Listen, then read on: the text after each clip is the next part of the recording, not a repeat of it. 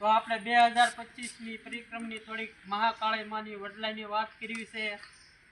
તો 2025ની વિક્રમ તો આપણે પૂરી જવા નથી દેતા, તો સાધુ સંતો માટે જવાની રજા છે, ખુલ્લી છે. તો આપણે પહેલો પડાવ મહાકાળી માનો વડલાનો, તો આપણે થોડી એની વાત પરિક્રમની કરીશું.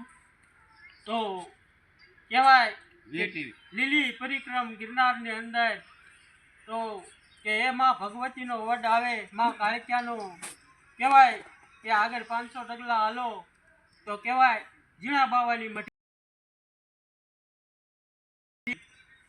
તપ કરે મહાકાળીનું વડલાની હેઠે ને કીધું કે તને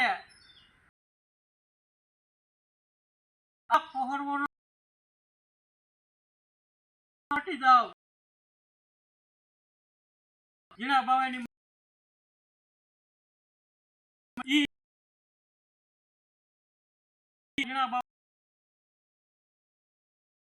સાધુડાની જમાત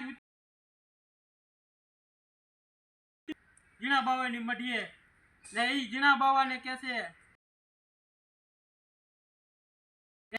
જીણા બાવો તમારું નામ જીણું પણ તમારી કાયા તો બહુ મોટી.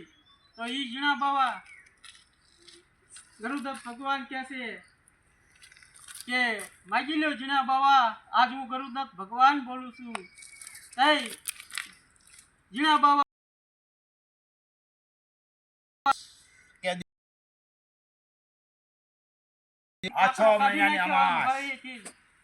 જીણા બાવા હોહરવા નીકળી ગયા હો. કેવાય છે રાત્રિનો સમય છે. ગરુદત્ત ભગવાન કહે છે કે માગો માગો જીણા બાવા, આજ હું તમારા માટે 35 મિનિટ થઈ છે, ખુશ છું. તો ત્યારે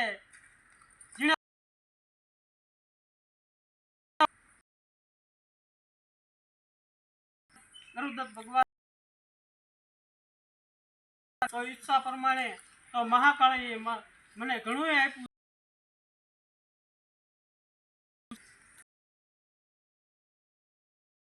ને એમાંય બાપ મારો વડલો મહા